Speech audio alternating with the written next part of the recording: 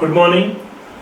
Daffodil की online classes में आप लोगों का एक बार फिर से स्वागत है। मैं सुखदेव खिलेरी आप लोगों के लिए आज एक बहुत ही महत्वपूर्ण टॉपिक लेकर के आया हूँ। आज हम लोग बात करेंगे भारत की नदियों से संबंधित अति महत्वपूर्ण प्रश्न, नदियों और नदी घाटी परियोजनाओं, यानी कि जितनी भी हमारी जो बहुउद्देशीय परियोजनाएं होती है उनसे संबंधित एक बहुत महत्वपूर्ण वीडियो है। आप लोग इस वीडियो को पूरा सुनेंगे तभी आपको समझ में आएगा, और अगर आप इसको वीडियो को पूरा सुन लेते हैं, पूरा देख लेते हैं, तो मैं गारंटी के साथ कह सकता हूं कि भारत की नदियों से संबंधित और नदी घाटी परियोजनाओं से संबंधित आपका कोई भी क्वेश्चन गलत नहीं होगा। क्योंकि हम लोग यहाँ पर आज जिन क्वेश्चनों के बारे में डिस्कशन करेंगे वो आज तक के एग्जामों में आए हुए अति महत्वपूर्ण प्रश्न है, और इनके साथ साथ मैं आपको इस प्रकार से भी बताऊंगा कि किस प्रकार से प्रश्न है आपको पूछे जा सकते हैं। तो आप लोग इस वीडियो को पूरा देखेंगे और उम्मीद करता हूं कि आप लोग जो है वो इन क्वेश्चनों को अच्छे से समझ लेंगे, क्योंकि इनसे बाहर प्रश्न आपका नहीं आएगा। ये प्रश्न आप लोग जरूर समझें। तो चलिए दोस्तों हम लोग शुरू करते हैं। सबसे पहले हम बात करते हैं, जो पहला क्वेश्चन है हमारा वो है सिंधु जल समझौता कब हुआ था। जब हम लोगों ने नदियों का टॉपिक स्टार्ट किया था उस टाइम पे हम लोगों ने सबसे पहले बात की थी सिंधु जल समझौते की, कि भारत और पाकिस्तान के बीच जब आजादी के बाद में दोनों देशों के बीच नदी जल बंटवारे को लेकर के विवाद हुआ तो विश्व बैंक ने एक समझौता करवाया था। उस समझौते के अंतर्गत जो 6 नदियां हैं उन 6 नदियों के जल को बांटा गया था, और उसमें कहा गया था कि पश्चिम की 3 नदियां, पश्चिम की जो नदियां हैं, पश्चिम की 3 नदियां हैं सिंधु, चेनाब और झेलम। इन 3 नदियों का 80% जल पाकिस्तान प्रयोग करेगा और 20% जल भारत प्रयोग करेगा। और पूर्व की जो नदियां हैं, पूर्व की जो 3 नदियां हैं जैसे व्यास, रावी और सतलुज, इन नदियों का 80% जल भारत प्रयोग करेगा और 20% जल है वो पाकिस्तान प्रयोग करेगा।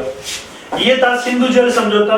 पश्चिम की नदियों का पाकिस्तान ज्यादा प्रयोग करेगा, पूर्व की नदियों का भारत ज्यादा प्रयोग करेगा, क्योंकि पूर्व की नदियां जो है वो व्यास, रावी और सतलुज भारत में ज्यादा बहती है, सिंधु, चेनाब और झेलम पाकिस्तान में ज्यादा बहती है, इसलिए इनका जल बंटवारा हुआ था। और ये जल बंटवारा विश्व बैंक की मध्यस्थता में कब हुआ था? सन 1960 में हुआ था। तो हमें क्या ध्यान में रखना है कि सिंधु जल समझौता कब हुआ था? तो ये हुआ था 1960 में। तो पहला प्रश्न जो आपका है उसमें आपके जो है वो क्लियर होता है कि सिंधु जल समझौता 1960 में विश्व बैंक की मध्यस्थता में भारत और पाकिस्तान के बीच हुआ था। और इसमें ये जो 6 नदियां हैं उनको 2 भागों में बांटा गया था, पश्चिम की नदियां और पूर्व की नदियां। आपको पूछा जा सकता है पश्चिम की नदियों का अधिकतम जल कौन प्रयोग करेगा? पाकिस्तान। पूर्व की नदियों का अधिकतम जल कौन प्रयोग करेगा? भारत करेगा। तो ये तो था आपका पहला क्वेश्चन। उम्मीद करता हूं कि समझ गए होंगे आप लोग। इसके बाद क्वेश्चन नंबर 2 है कि सिंधु नदी का उद्गम कहां से होता है। क्वेश्चन नंबर 2 है सिंधु नदी का उद्गम कहां से होता है। तो हम लोगों ने पढ़ा था कि जो सिंधु नदी है वो एक पर्वत से निकलती है, उस पर्वत का नाम है कैलाश पर्वत। और कैलाश पर्वत में एक झील है जिस झील का नाम है मानसरोवर झील। और मानसरोवर जो झील है इसी के पास एक ग्लेशियर है, एक हिमनद है जिसका नाम है बोखरचू। तो बोखरचू से कौन सी नदी निकलती है? वो आपकी निकलती है सिंधु नदी। तो इसका उत्तर क्या हो जाएगा आपका? वो हो जाएगा बी, कि सिंधु नदी का जो उद्गम है वो बोखरचू से होता है। अब यहाँ पे चेमायुंगडुंग नाम आया है, तो चेमायुंगडुंग ग्लेशियर से ब्रह्मपुत्र निकलती है, राक्सताल से सतलुज निकलती है और शेषनाग से चेनाब निकलती है, सॉरी झेलम निकलती। यहाँ पे आपके 4 क्वेश्चन जो है वो क्लियर होते हैं। चेमायुंगडुंग हिमनद से ब्रह्मपुत्र नदी का उद्गम होता है, बोखरचू से सिंधु निकलती है, राक्सताल से सतलुज निकलती है और शेषनाग झील से झेलम का उद्गम होता है। शेषनाग झील पड़ती है पीर पंजाल श्रेणी की पदस्थली में जम्मू कश्मीर में, और वहीं से झेलम नदी का उद्गम होता है। तो इस प्रकार से हमें ये चीजें ध्यान में रखनी है कि कौन सी नदी कहां से निकलती है। ये सिंधु नदी का उद्गम वाला जो क्वेश्चन है वो एसएससी में आया हुआ है, तो आपको ये ध्यान रखना है। इसके बाद नेक्स्ट क्वेश्चन नंबर 3, ये क्वेश्चन नंबर 2 आपका कंप्लीट हो गया। यहाँ पर क्वेश्चन नंबर 3 की हम लोग बात करें। क्वेश्चन नंबर 3 है कि सिंधु नदी की सबसे बड़ी सहायक नदी कौन सी है। तो देखो हम लोगों ने ये पढ़ा था कि जो सिंधु नदी है, जैसे ये सिंधु है, इसमें पंचनद आकर के मिलती है, यानी कि एक नदी है झेलम जिसका उद्गम होता है हिमाचल प्रदेश में बारालाचाला दर्रे से। इस झेलम में सारी नदियां आकर के मिलती है, जैसे इस प्रकार से। और ये जो चेनाब, ये जो चेनाब नदी है अंत में सिंधु में सीधी जाकर के जो नदी मिलती है उस नदी का नाम है चेनाब। चेनाब नदी बारालाचाला दर्रा हिमाचल प्रदेश से निकलती है, और यह नदी अपनी चारों जो और अन्य नदियां हैं झेलम, रावी, ब्यास और सतलुज, इनका पानी लेकर के और अंत में मिथनकोट नामक स्थान पर पाकिस्तान में जाकर के सिंधु में मिलती है। तो ये चेनाब नदी जो है वो सिंधु की सबसे बड़ी सहायक है, और चेनाब नदी सिंधु में डायरेक्ट मिलने वाली एकमात्र नदी है। यानी कि ये जो पंचनद है, पंचनद जो है वो पाकिस्तान में पांचों नदियों का संगम होने के बाद में इसको पंचनद कहते हैं। तो ये जो 5 नदियां हैं जिनके कारण पंजाब का नाम पड़ा था, ये 5 नदियां जो है वो अंत में चेनाब के रूप में इकट्ठी होकर के और सिंधु नदी में मिलती है। उस स्थान का नाम क्या है? मिथनकोट। तो ये आपको ध्यान में यहां रखना है कि अंत में जो नदी एकमात्र जाकर के मिलती है उसका नाम है चेनाब। तो सिंधु की सबसे बड़ी सहायक नदी का जो नाम है वो है चेनाब नदी। तो क्वेश्चन नंबर 3 का उत्तर आपका डी, कि सिंधु की सबसे बड़ी सहायक कौन सी है? चेनाब। क्वेश्चन नंबर 4 की बात हम लोग करते हैं।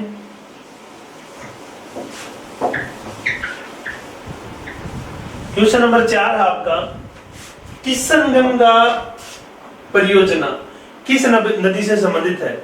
जब हम लोग सिंधु नदी की सहायक नदियां पढ़ रहे थे तो हम लोगों ने वहां पर पढ़ा था कि सिंधु की एक सहायक नदी है झेलम, और झेलम की सबसे बड़ी सहायक जो है, जैसे ये झेलम नदी है,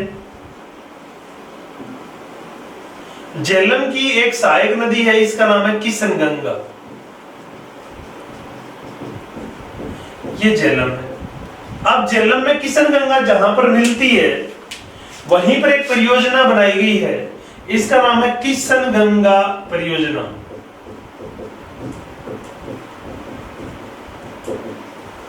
किशनगंगा परियोजना जो है वो झेलम और किशनगंगा नदियों के संगम के ऊपर बनी है, और ये परियोजना भारत और पाकिस्तान के बीच विवादित रही है। लंबे समय तक पाकिस्तान जो है ये आरोप लगाता रहा कि भारत जो है वो सिंधु जल समझौते का उल्लंघन कर रहा है, और किशनगंगा और झेलम नदी का ज्यादा पानी जो है वो भारत प्रयोग करता है। तो बाद में जाकर के इसका फैसला अंतर्राष्ट्रीय न्यायालय में हुआ, और इंटरनेशनल कोर्ट ने जो फैसला दिया वो ये दिया कि भारत जो है वो अपनी जगह सही है और भारत सिंधु जल समझौते का उल्लंघन नहीं करता। तो जो किशनगंगा परियोजना का जो झगड़ा था उसका जो फैसला आया वो भारत के पक्ष में आया था। तो ये भी क्वेश्चन पूछा गया है कि भारत और पाकिस्तान के बीच निम्नलिखित में से विवादित परियोजना कौन सी है? तो किशनगंगा परियोजना लंबे समय तक विवादित रही है लेकिन अब नहीं है। तो किशनगंगा जो है वो परियोजना किस नदी से संबंधित है? तो ये झेलम नदी से संबंधित, क्योंकि किशनगंगा झेलम की सबसे बड़ी सहायक नदी है। झेलम नदी के ऊपर कुछ महत्वपूर्ण जल विद्युत परियोजना है, जैसे उड़ी, किशनगंगा, तुलबुल परियोजना है। तो ये 3 परियोजनाएं झेलम से जुड़ी हुई है, आपको ध्यान में रखनी है। इसके बाद में है श्रीनगर किस नदी के किनारे है? नदी किनारे नगर पूछे जा रहे हैं, नदी किनारे नगर आपको पूछे जा रहे हैं। तो यहां पर पूछा जा रहा है श्रीनगर किस नदी के किनारे? तो हमने अभी बात की थी झेलम। झेलम जो नदी है इसके किनारे है श्रीनगर, और झेलम नदी जो है वो बुल्लर झील से होकर के बहती है। इसके बाद में पूछा जा सकता है कि जम्मू किसके किनारे है? जम्मू है तवी नदी के किनारे। नदी किनारे नगर। लुधियाना किसके किनारे है? सतलुज के किनारे है। पाकिस्तान का लाहौर नगर रावी नदी के किनारे है, कराची नगर सिंधु नदी के किनारे है। तो इस प्रकार से जो प्रश्न है आपको गंगा नदी के किनारे जैसे नगरों की बात करें या यमुना के किनारे, नदी किनारे नगर आपको ध्यान में रखने हैं, वो मैं अलग से आपको करवाऊंगा एक डिटेल में। तो यहाँ पर आपको यही ध्यान रखना कि श्रीनगर जो नगर है ये झेलम नदी के किनारे है और जो जम्मू नगर है वो तवी नदी के किनारे से। तो ये तो क्वेश्चन नंबर 5 हो गया आपका। क्वेश्चन नंबर 6 है अलकनंदा और पिंडार नदी का संगम कहाँ होता है? अलकनंदा और पिंडार नदियों का संगम कहाँ होता है? तो मैंने आपको बताया था कि एक नदी है, इस नदी का नाम है भागीरथी और ये निकलती है गंगोत्री ग्लेशियर से। गंगोत्री से निकलती है भागीरथी। एक नदी जो है वो सतोपत हिमनद से निकलती है। इस नदी का नाम है अलकनंदा।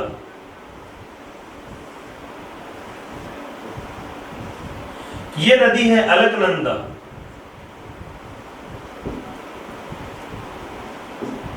और अलकनंदा नदी में जो है वो कुछ नदियां आकर के मिलती है और संगम बनाती है। मैं आपको दोबारा बता देता हूं। विक्राद नाम से मैंने बताया था कि इस संगम को आप याद रख सकते हो विक्राद नाम से। कैसे? इसमें सबसे पहले एक नदी आकर के मिलती है, उस संगम का नाम है विष्णु प्रयाग।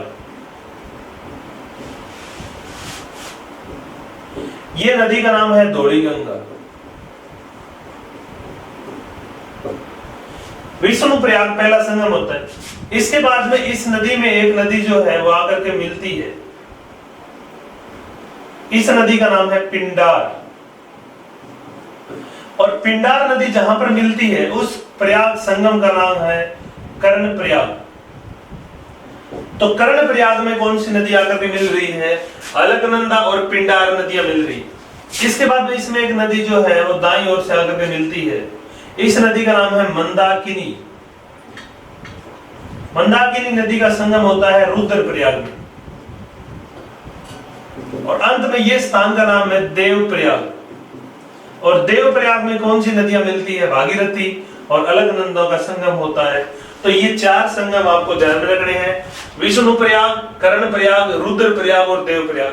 विष्णु प्रयाग में धौली गंगा और अलकनंदा मिलती है, कर्ण प्रयाग में पिंडार और अलकनंदा मिलती है, रुद्रप्रयाग में मंदाकिनी और अलकनंदा मिलती है, देवप्रयाग में अलकनंदा और भागीरथी मिलती है। तो अब आपको देखना है इन संगमों से क्या पूछा गया है। अलकनंदा और पिंडार नदियों का संगम कहाँ होता है? तो अलकनंदा और पिंडार नदियों का जो संगम है वो कहाँ हो रहा है? वो हो रहा है कर्ण प्रयाग में। तो इसका उत्तर क्या हो जाएगा आपका? ये हो जाएगा कर्ण प्रयाग। क्वेश्चन नंबर 6 का उत्तर है कर्ण प्रयाग में अलकनंदा और पिंडार नदियां मिलती है। इस प्रकार के जो प्रश्न है वो पूछे गए हैं, तो आपको ध्यान रखना है। क्वेश्चन नंबर 7, गंगा नदी को बांग्लादेश में किस नाम से जाना जाता है? तो हम लोगों ने ये बात की थी कि गंगा है, ब्रह्मपुत्र है, सतलुज है। ये कुछ ऐसी नदियां हैं जिनके अलग अलग क्षेत्रों में अलग अलग नाम है। जैसे सबसे पहले मैं बात करता हूं सिंधु नदी की। सिंधु नदी को तिब्बत में कहते हैं सिंगी खबान या शेरमुख। इसके बाद में बात करते हैं हम लोग ब्रह्मपुत्र की। ब्रह्मपुत्र नदी को तिब्बत में बोलते हैं सांगपो या सांपो। इसको भारत में पहुंचने के बाद में जैसे अरुणाचल प्रदेश में प्रवेश करती है तो अरुणाचल में इसे कहते हैं दिहांग। इसके बाद में आसाम में इसका नाम है ब्रह्मपुत्र। और बांग्लादेश में जब ये चली जाती है तो इसका नाम पड़ जाता है जमुना। तो इसके कितने नाम है ब्रह्मपुत्र के? तिब्बत में सांगपो या सांपो, अरुणाचल में दिहांग, आसाम में ब्रह्मपुत्र, बांग्लादेश में जमुना, इन 4 नामों से जानी जाती है। इसी प्रकार से जैसे हम गंगा नदी की बात करते हैं, गंगा नदी सबसे पहले जहां पर उद्गम होती है वहां पर इसको कहते हैं भागीरथी। भागीरथी और अलकनंदा देवप्रयाग में मिलती है तो गंगा बनती है। फिर यह गंगा के नाम से बहती है और फिर वितरिका के रूप में, फिर भागीरथी के रूप में बढ़ जाती है। लेकिन ये जब बांग्लादेश में जाती है, बांग्लादेश में जाती है तो इसका नाम पड़ जाता है पद्मा। तो बांग्लादेश में इसे क्या कहते हैं? इसे पद्मा कहते हैं। शुरुआत में इसे क्या कहते हैं? भागीरथी कहते हैं। बीच में ये क्या कहलाती है? गंगा कहलाती है। फरक्का नामक स्थान पर जब 2 भागों में बंटती है, 2 वितरिकाएं इसकी होती है, तो एक वितरिका जो है इसकी वो तो कहलाती है हुगली और एक इसकी कहलाती है भागीरथी। इस प्रकार से हमें ध्यान में रखना है कि बांग्लादेश में पद्मा नदी किसका नाम है? गंगा का। और बांग्लादेश में जमुना किसका नाम है? वो नाम है ब्रह्मपुत्र का। तो अब हम लोग किसकी बात कर रहे थे? क्वेश्चन नंबर 7 पढ़ रहे थे। गंगा नदी को बांग्लादेश में क्या कहते हैं? तो इसको कहते हैं पद्मा। पद्मा नाम है गंगा नदी का बांग्लादेश में। ये नाम आप लोग जरूर ध्यान में रखना। इसमें से जो पर्सन है वो बहुत इंपॉर्टेंट पर्सन बनता है। नेक्स्ट 8, क्वेश्चन नंबर 8, बाएं किनारे से गंगा में मिलने वाली अंतिम सहायक नदी। अब गंगा नदी में बाएं और दाएं किनारे से अनेक नदियां मिलती है और मैंने आपको इनकी सहायक नदियां अलग से करवाई थी। तो आपको इसमें देखना है कि कौन कौन सी नदियां मिलती है। तो गंगा नदी इस प्रकार से जैसे बहती है तो सबसे पहले इसमें नदी मिलती है रामगंगा। इसके बाद में इसमें नदी मिलती है गोमती। इसके बाद में इसमें नदी मिलती है घाघरा। इसके बाद में मिलती है गंडक। इसके बाद में मिलती है कोसी। इसके बाद में जो नदी मिलती है इस नदी का नाम है महानंदा। तो ये नदियां इसमें बाईं ओर से आकर के मिलती है, यानी कि बाईं साइड की नदियां हैं या उत्तर की ओर से मिलती है। इसमें दक्षिण की ओर से या दाईं ओर से जो नदियां मिलती हैं उसमें सबसे पहले जो नदी मिलती है उसका नाम है यमुना। इसके बाद इसमें नदी मिलती है कोसी और इसकी वितरिका हुगली के साथ जो नदी मिलती है उसका नाम है दामोदर। ये हुगली में मिलती है। ये आपको ध्यान में रखना है। ये गंगा की कुछ प्रमुख सहायक नदियां हैं। तो यहाँ पर क्वेश्चन पूछा गया है कि गंगा में बाएं किनारे से मिलने वाली अंतिम सहायक नदी क्या नाम है? वो है आपकी महानंदा। यूं भी पूछा जा सकता है गंगा में बाएं किनारे से मिलने वाली पहली सहायक नदी, पहली नदी कौन सी है जो बाएं किनारे से मिली? उसका नाम है रामगंगा। इस प्रकार का प्रश्न आता है। गंगा में बाएं किनारे से उत्तर से मिलने वाली एक मात्र ऐसी नदी जिसका उद्गम हिमालय से नहीं होता वो है गोमती। इसका उद्गम हिमालय से नहीं होता, ये फुल्लर नाम झील से उत्तर प्रदेश में ही निकलती। इसके बाद में क्वेश्चन नंबर 9, निम्न में से कौन सी नदी ब्रह्मपुत्र की सहायक नदी नहीं है? हम लोगों ने ब्रह्मपुत्र नदी की सहायक नदियों के बारे में पढ़ा था कि ब्रह्मपुत्र में जो है वो बहुत सारी सहायक नदियां आकर के मिलती है। अब कौन कौन सी मिलती है उसमें हम बात करें तो तीस्ता ब्रह्मपुत्र की सबसे बड़ी सहायक नदी है। मानस भी ब्रह्मपुत्र की सहायक नदी है। सुबनसिरी, धनसिरी, बूढ़ी दिहांग, दिसांग, कुलसी, मेघना, ये सारी की सारी ब्रह्मपुत्र की सहायक नदियां हैं। लेकिन घाटप्रभा, मालप्रभा, कोयना, तुंगभद्रा, ये जो नदियां हैं ये कृष्ण नदी की सहायक नदियां हैं। तो इसका जो उत्तर है आपका वो हो जाएगा मालप्रभा। मालप्रभा जो नदी है वो ब्रह्मपुत्र की सहायक नदी नहीं है, ये ध्यान रखना है।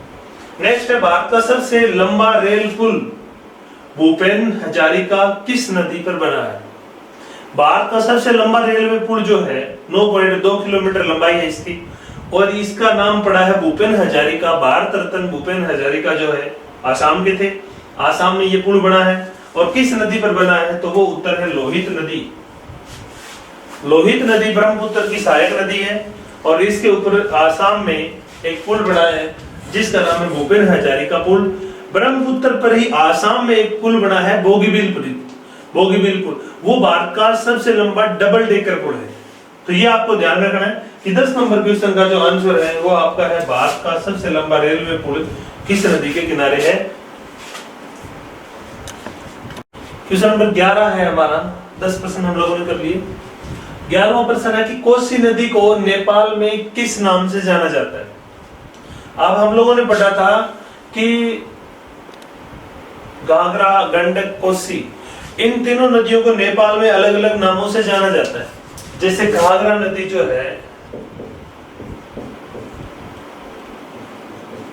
गंडक नदी और कोसी नदी, ये तीनों नदियां नेपाल से होकर के भारत में प्रवेश करती है और इन तीनों नदियों को अलग अलग नाम से जाना जाता है। जैसे गंडक नदी को कहते हैं नारायणी, घाघरा नदी को कहते हैं कर्णाली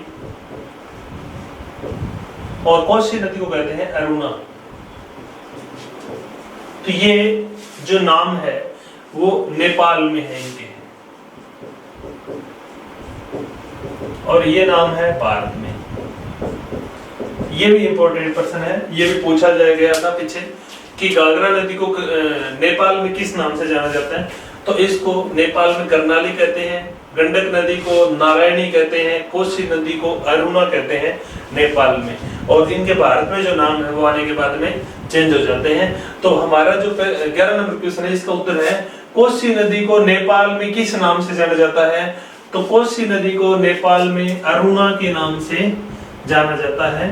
कोसी नदी को बिहार का शोक कहते हैं क्योंकि ये नदी अपने रास्ते बदलती है, इसलिए ये कुख्यात नदी है, रास्ता बदलती है और ये बाढ़े लेकर के आती है, इसलिए कोसी को बिहार का शोक कहते हैं। ये था क्वेश्चन नंबर 12। नेक्स्ट है क्वेश्चन नंबर आपका 12 कि सही सुमेलित कीजिए। आप थोड़ा सा आप लोगों को दिमाग लगाना है, सुमेलित करना है कि हुगली, ये नदियां है, ये जो मैंने लिखी है यहाँ पर, ये है नदियां और ये है इनके किनारे स्थित नगर। तो 4 नदियां दे करके मैंने 4 नगर पूछे हैं। सबसे पहले हुगली के किनारे कौन सा नगर है, फिर गोमती के किनारे, फिर मूसी के किनारे, फिर ताप्ती नदी के किनारे। हुगली नदी के किनारे कौन सा है, तो हमें देखना है हुगली के किनारे है कोलकाता। हुगली गंगा की एक वितरिका है। गोमती नदी के किनारे कौन सा है, तो उत्तर प्रदेश की राजधानी लखनऊ और एक जौनपुर, 2 नगर गोमती के किनारे हैं। मूसी नदी के किनारे जो है वो हैदराबाद की, जो तेलंगाना की राजधानी है हैदराबाद स्थित है, और ताप्ती नदी के किनारे है सूरत। इस प्रकार से आपका ये जो है वो हो जाता है सही। तो पहले का है आपका दूसरा, इसमें भी आ रहा है, इसमें भी आ रहा है। गोमती नदी यानी कि दूसरे का चौथा, इसमें भी आ रहा है, इसमें भी आ रहा है, इसमें आ रहा है दूसरा और चौथा, दूसरा चौथा। मूसी नदी हैदराबाद, तो तीसरे का तीसरा इसका है, और ताप्ती नदी सूरत। तो ये यानी कि इस क्वेश्चन का आंसर हो जाएगा सी। 12 नंबर का जो है वो सी ठीक होगा। इस प्रकार से आपको मिलान करना है, थोड़ा सा मिलान करने वाले क्वेश्चन आते हैं, आप लोग इसमें कंफ्यूज हो जाते हो। हुगली नदी जो है उसके किनारे कौन है, कोलकाता है। तो 1 नंबर का उत्तर क्या है, 2 नंबर, तो 2 2 2 तीनों में है।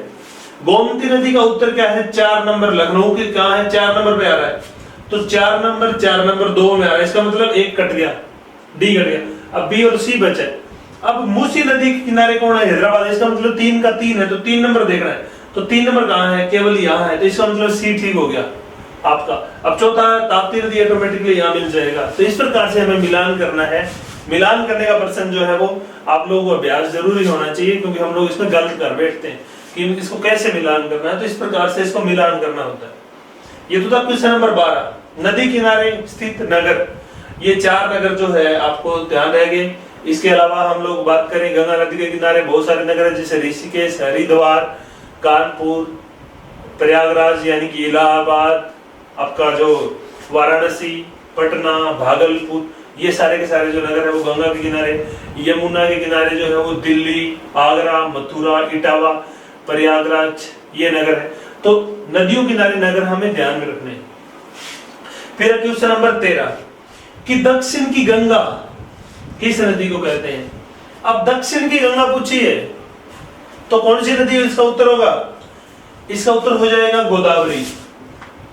वृद्ध गंगा कह दे या दक्षिण की गंगा कह दे या बूढ़ी गंगा कह दे, उत्तर क्या आ जाएगा? गोदावरी आ जाएगा। अगर पूछ ले दक्षिण भारत की गंगा, अगर इसी क्वेश्चन को इस प्रकार से पूछा जाता, दक्षिण भारत की गंगा, तो यहां पे आंसर जो है वो चेंज हो जाता और उत्तर आता कावेरी।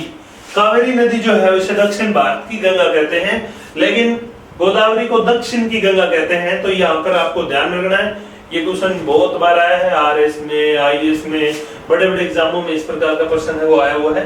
तो दक्षिण की गंगा का मतलब है गोदावरी।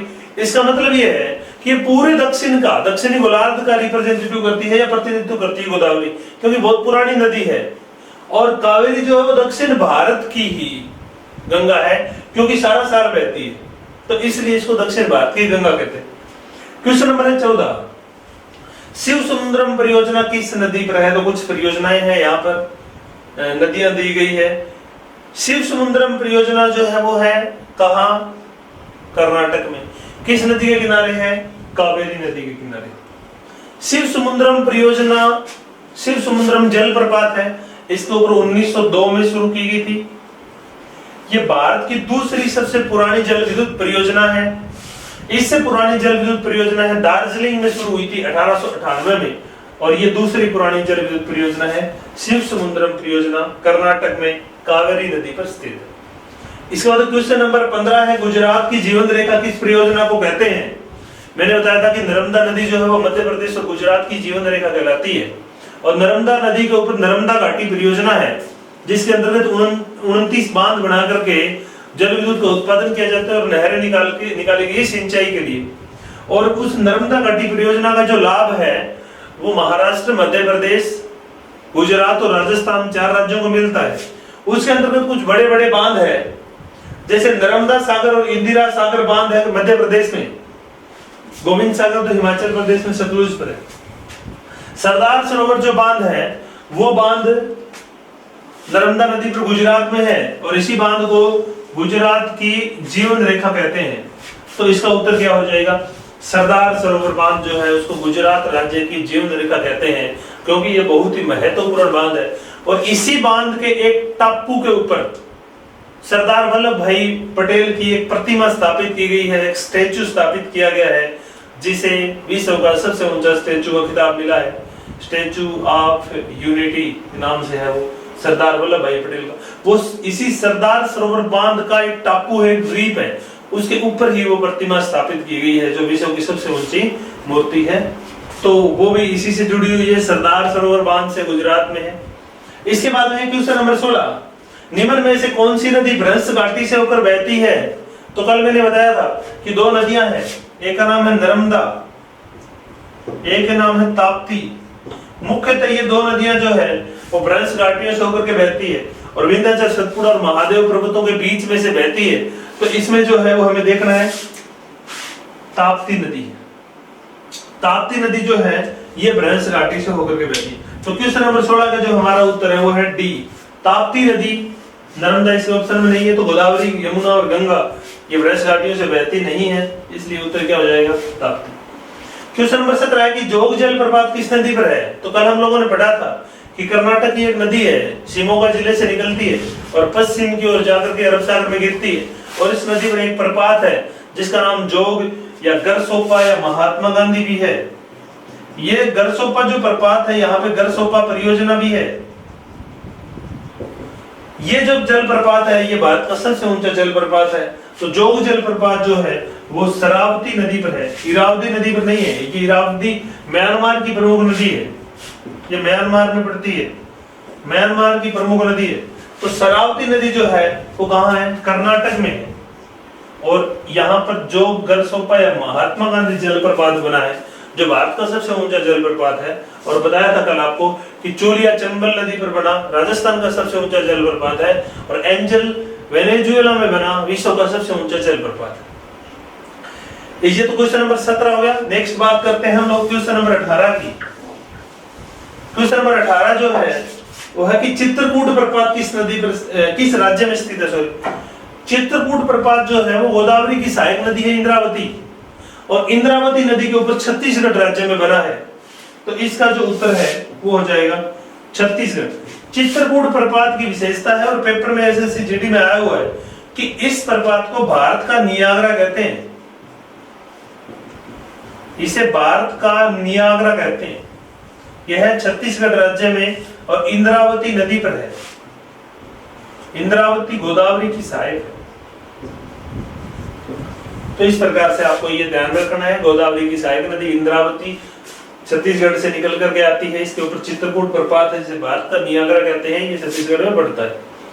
नेक्स्ट क्वेश्चन नंबर 19, दक्षिण भारत की एकमात्र सदाबहारी नदी या दक्षिण भारत की एकमात्र सारा साल बहने वाली नदी या वर्ष पर्यंत बहने वाली नदी की अगर हम बात करें तो वह है कावेरी। क्यों बहती है सारा साल? कल हम लोगों ने ये डिस्कस किया था कि जो कावेरी नदी है ये कर्नाटक में से निकल कर आती है, ब्रह्मगिरी की पहाड़ियों से। इस नदी का जो ऊपरी भाग है, उत्तर भाग, ये भाग ग्रीष्म काल में दक्षिणी पश्चिमी मानसून पवनों के कारण वर्षा प्राप्त करता है, इसलिए ये नदी सारा साल बहती है। लेकिन इसका जो दक्षिणी भाग है, ये भाग, इस नदी का दक्षिणी भाग शीतकाल में वर्षा प्राप्त करता है। उत्तरी पूर्वी मानसून पवनों के कारण या लौटती हुई मानसून पवनें जो आती है उनके कारण यहाँ पर वर्षा होती है, क्योंकि ये कोरोमंडल तट है तमिलनाडु का, जिसके कारण यहाँ वर्षा होती है। तो इसका दक्षिणी भाग जो है वो सारा साल वर्षा प्राप्त करता है। हम यूं कहें कि कावेरी नदी सारा साल बहती है। तो ये जो नदी है कावेरी, इसे ही दक्षिण भारत की गंगा कहते हैं, और यही नदी जो है वो सारा साल बहती है। तो 19 नंबर क्वेश्चन का उत्तर हो जाएगा ए। नेक्स्ट आपका है 20 नंबर, निम्नलिखित में से सही सुमेलित नहीं है। अब कुछ परियोजनाएं दी गई है और उनके राज्य दिए गए, कौन सी परियोजना किस राज्य में स्थित है ये भी आप लोगों को ध्यान में रखना है। इदुक्की परियोजना, केरला की एक नदी है पेरियार, पश्चिमी घाट में निकल करके और अरब सागर में गिरती है। इस पेरियार नदी के ऊपर दो परियोजनाएं महत्वपूर्ण मैंने आपको बताई थी। पेरियार जो नदी है इसके ऊपर दो महत्वपूर्ण परियोजनाएं हैं। एक तो है मुल्ला पेरियार बांध या परियोजना, और दूसरी है इदुक्की परियोजना। इदुक्की कह लें या इदुक्की कह लें। और ये दोनों के दोनों कहां है? ये दोनों परियोजनाएं हैं केरला में। तो केरल में मुल्ला पेरियार और इदुक्की बांध जो है वो पेरियार नदी के ऊपर बने हैं। तो पहला आपका ठीक है, इदुक्की परियोजना कहां है? केरला में है। ये ठीक है, सही सुमेलित है। इसने पूछा नहीं, ये भी आप ध्यान में रखना। कई बार हम लोग क्वेश्चन गलत कर देते हैं, सही पढ़ते नहीं इसको। दूसरा है कि तुंगभद्रा परियोजना किस नदी पर है? अब ये तुंगभद्रा जो नदी है ये कृष्णा की सहायक नदी है। कृष्णा की एक सहायक नदी है तुंगभद्रा, और तुंगभद्रा नदी के ऊपर कर्नाटक में ही एक बांध बना है, तुंगभद्रा बांध या तुंगभद्रा परियोजना। दक्षिण भारत की बड़ी परियोजनाओं में आती है तुंगभद्रा। तो तुंगभद्रा कर्नाटक में है, तो ये भी दूसरा भी इसका ठीक है। तीसरा कोयना बांध, कृष्णा की एक सहायक नदी है कोयना। कहां? महाराष्ट्र में। और इसी कोयना नदी के ऊपर ही एक बांध बना है जिसका नाम है कोयना बांध। और इसी कोयना बांध के कारण महाराष्ट्र में भूकंप आया था, इसलिए मोस्ट इंपोर्टेंट है कि किस बांध के कारण महाराष्ट्र में भूकंप आया था। तो कोयना बांध के कारण आया था। इसके कारण नीचे की धरातल की जो चट्टानें हैं उनके अंदर दरकने पड़ गई थी या दरार पड़ गई थी, उसके कारण वहां की भूमि है वो कांप उठी थी। तो कोयना बांध महाराष्ट्र में कोयना नदी पर बना है। कोयना किसकी सहायक नदी है? कोयना कृष्णा की सहायक नदी है, ये आपको ध्यान रखना है। तो इसका मतलब 3 नंबर भी ठीक है, कोयना बांध भी महाराष्ट्र में है, ये ठीक है। नेक्स्ट है गोविंद वल्लभ पंत सागर। अब गोविंद वल्लभ पंत सागर कहां है? ये थोड़ा सा आपको फिर ध्यान में देना है, मैंने वैसे तो बताया भी था गंगा की सहायक नदियां जब पढ़ रहे थे। गोविंद सागर आ जाए, अगर गोविंद वल्लभ पंत नाम ना हो, यहाँ केवल गोविंद सागर नाम हो तो हिमाचल प्रदेश ठीक है, क्योंकि गोविंद सागर एक झील है जो भाखड़ा जलाशय के आगे यानी कि भाखड़ा बांध के आगे बनी है और वो हिमाचल प्रदेश में है, बिलासपुर जिले में। लेकिन अगर नाम आ गया गोविंद वल्लभ पंत सागर तो इसका मतलब जो है वो ये उत्तर प्रदेश में चला जाएगा। उत्तर प्रदेश में एक नदी है सोन नदी, मध्य प्रदेश से निकलती है, उत्तर प्रदेश से बहने वाले बिहार में जाकर के गंगा में मिलती है। तो ये जो सोन नदी है, इस सोन नदी एक सहायक नदी है रिहंद, इस नदी का नाम है रिहंद। रिहंद नदी के ऊपर उत्तर प्रदेश राज्य में एक बांध बना है, इसी का नाम है गोविंद वल्लभ पंत सागर। ये कृत्रिम झील भी है वर्तमान में भारत की सबसे बड़ी, और गोविंद वल्लभ पंत सागर ये बांध भी है। तो ये कहां पड़ती है? ये उत्तर प्रदेश में पड़ती है। तो ये क्या है आपका? ये गलत है, ये हिमाचल में नहीं है, ये उत्तर प्रदेश में है। लेकिन गोविंद सागर, अगर केवल गोविंद सागर पूछ ले तो वो कहां पड़ेगा? वो हिमाचल प्रदेश में पड़ जाएगा। गोविंद वल्लभ पंत सागर पूछ ले तो वो आपका पड़ेगा उत्तर प्रदेश में। रिहंद नदी के ऊपर बना हुआ एक परियोजना है। तो इस प्रकार से ये कुछ महत्वपूर्ण आपकी परियोजनाएं थी, ये आपको याद रह जाएगा। आप दोबारा से इडुक्की केरला में, तुंगभद्रा कर्नाटका में, कोयना महाराष्ट्र में, गोविंद वल्लभ पंत सागर उत्तर प्रदेश में और गोविंद सागर हिमाचल प्रदेश में। तो ये आपके मोस्ट इंपोर्टेंट 20 क्वेश्चन थे। उम्मीद करता हूं कि क्वेश्चन आप लोगों को पसंद आएंगे या आपको सारे समझ में आएंगे। आज के लिए इतना ही, धन्यवाद।